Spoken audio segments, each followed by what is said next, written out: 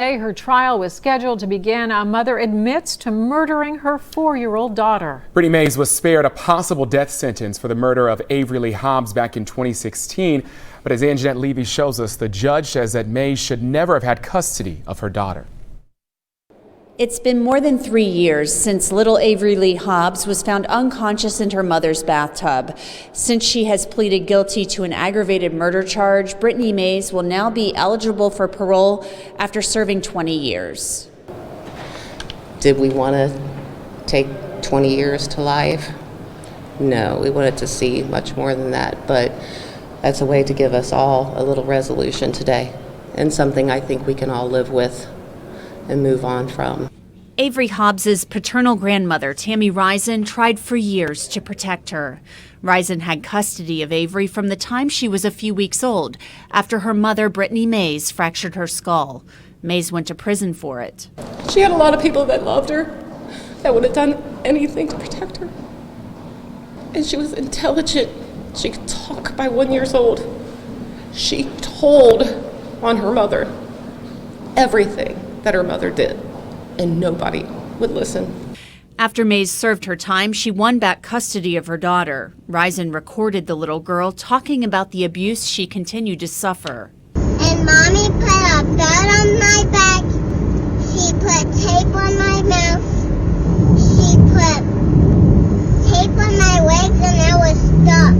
In July 2016, Mayes called 911 to report her daughter was hurt. Fast forward to today. A last-minute deal was struck, and we learned a defense expert's testimony at trial would have helped the prosecution's case. It really wasn't what it seemed. I really did love my daughter. I love all my kids. And I'm sorry.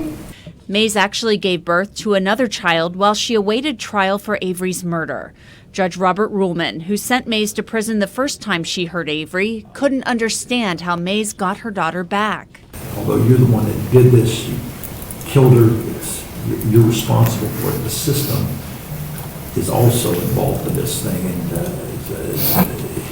system really let that child down, did not protect that child at all. Over in the juvenile court, they have this presumption of trying to reunify children with their biological parents, and I think what they have to recognize is sometimes that's not the best thing to do. Here, clearly, it was not. Assistant Prosecutor Dave Prem says that part of the law should be repealed. Avery's grandma couldn't agree more. We have to change things to protect children. Avery was a wonderful child. Averylee's grandmother is hoping that this case leads to some serious changes in how these types of cases are handled. At the Hamilton County Courthouse, Jeanette Levy, Local 12 News. And Mayes attorneys said in court today that they worked on this case for hundreds of hours to do what was best for her.